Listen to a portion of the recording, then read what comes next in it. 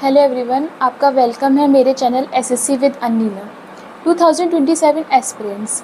और आप भी अभी से प्रिपरेशन स्टार्ट कर रहे हो तो बिलीव मी, आपके पास सबसे बड़ा एडवांटेज है।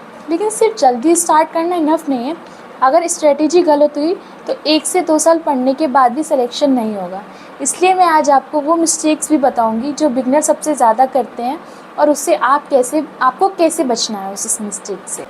वीडियो को एंड तक ज़रूर देखना, क्योंकि लास्ट में मैं आपके लिए एक ऐसी चीज़ बताने वाली हूँ जो आपकी कंसिस्टेंसी कम्प्लीटली चेंज कर सकती है। तो सबसे पहली मिस्टेक से टीचर्स चेंज करना। प्लीज़ बार बार टीचर मत चेंज करो। मेरी एडवाइस है कि पहले 10-15 दिन अलग अलग टीचर्स की डेमो क्लासेस देखो।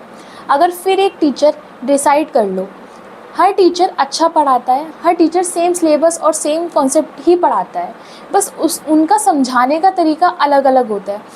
अगर आप हर बार टीचर चेंज करोगे तो कॉन्सेप्ट मिक्स हो जाएंगे, सिलेबस स्लो हो जाएगा और एंड में लगेगा कि कुछ भी कंप्लीट नहीं हुआ है। दूसरा इम्पोर्टेंट बात, लाइव बैच के पीछे मत भागो। मेरी पर्सनल रिकमेंडेशन है कि रिकॉर्ड बैच से प्रिपरेशन करो। क्यों? क्योंकि रिकॉर्डेड बैच में तुम अपनी स्पीड से पढ़ सकते हो। एक चैप्टर उठाओ, उसकी 2-3 क्लासेस एक ही दिन में कंप्लीट करो, नोट्स भी बनाओ साथ में और थोड़ी बहुत प्रैक्टिस भी करो। इससे कॉन्सेप्ट भी जल्दी क्लियर होगा, सिलेबस भी फास्ट कंप्लीट होगा और रिवीजन के लिए भी टाइम बचेगा। और अब तो एसएससी में सेक्शनल टाइमिंग भी आ चुका है, इसलिए सिर्फ सिलेबस कंप्लीट करना ही काफ़ी नहीं है। मैक्सिमम प्रैक्टिस करना, PYQs करना और मॉक टेस्ट ही सिलेक्शन लेने में हेल्प करेगा। अब सब्जेक्ट वाइज स्ट्रेटजी बताऊंगी मैं आपको। मैथ्स, पहला, मैथ्स में आप डेली 2 से 3 क्लासेस लो, नोट्स बनाओ, PYQs करो और जो क्वेश्चंस आप डेली कर रहे हो उसकी डेली ही प्रैक्टिस करो। एक आज आपने परसेंटेज उठाया, अब उसकी पहली और दूसरी क्लास कर ली, आज उसको आप पढ़ लो, है ना। क्वेश्चंस कर लो। क्वेश्चंस करने के बाद नेक्स्ट डे जो पहला वाला है उसको फिर से रिवाइज करो, फिर नेक्स्ट डे वाला काम करो, फिर थर्ड डे जो फर्स्ट डे सेकंड डे है दोनों का रिवाइज करो थर्ड डे। तो सोचो आप एक चीज़ का रिवीजन आपको कितनी बार होगा। दूसरी चीज़, इंग्लिश में ग्रामर आपको पढ़नी है। वोकैब के लिए मैंने एक शॉर्ट डाली हुई है, आप वो जाके देखो। उसमें मैं यहाँ पे भी आपको बता दे रही हूँ, उसमें मैंने ये बताया है कि आप डेली 100 वोकैब लो, उसको रिकॉर्ड करो और उसको डेली एक मिनट की रिकॉर्ड करना। दिन में उसको 4 से 5 बार उस वोकैब को सुनो। देखो, जैसे आपको गाने याद होते हैं ना, वैसे ही आपको फिर वोकैब भी याद हो जाएगी। और रीडिंग करो डेली, कॉम्प्रिहेंशन वगैरह उनको डेली रीडिंग करो। अब तीसरी बात करते हैं हम रीजनिंग की।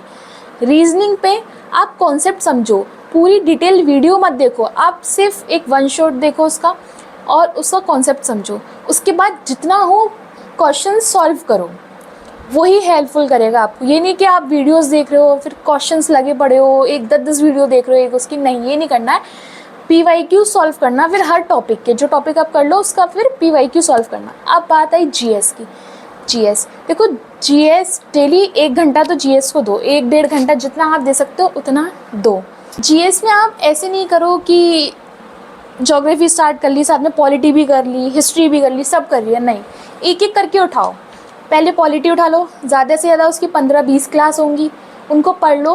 फिर जो आपने पढ़ा है उसको भी सेम जो हमने वोकैब के लिए बताया है कि उसको भी रिकॉर्ड करो। रिकॉर्ड करने के बाद उसको सुनो जितना हो सके, क्योंकि वो याद करने की चीज़ें, आप उसको याद करने बैठोगे ऐसे याद नहीं हो, गाने की तरह उसे सुनो, सुनते रहो, वो भी याद हो जाएगा। और ज़्यादा से ज़्यादा PYQs लगाओ। इसमें भी दोनों चीज़ में PYQs लगाने हैं। अगर इंग्लिश की वोकैब में एक और चीज़ बता दूँ, वोकैब आप प्रीवियस ईयर वाली ज़्यादा करो।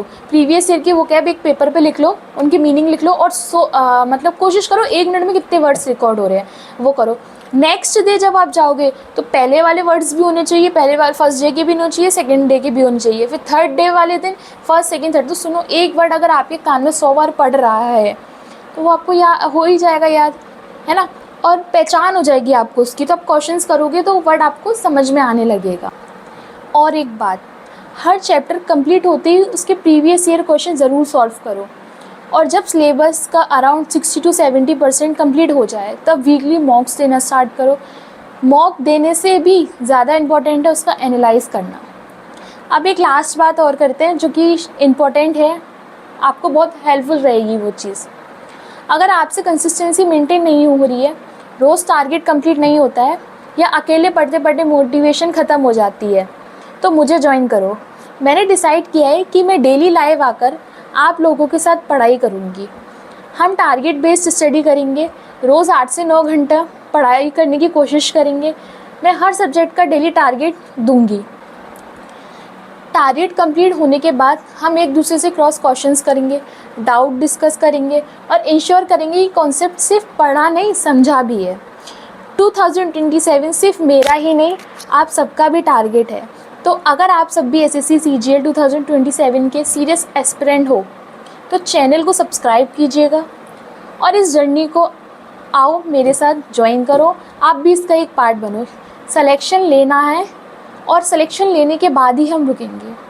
तो गाइस, आप मुझे ज़रूर बताना कि आपको ये वीडियो कैसी लगी, आपके लिए ये हेल्पफुल रही या नहीं रही। कमेंट में ज़रूर बताना और मुझे ज्वाइन करना। तो फिर मिलते हैं आगे किसी और वीडियो के साथ। तब तक के लिए बाय बाय। आप सब अपना ध्यान रखना और अच्छे से पढ़ाई करना। तो ओके गाइस, बाय।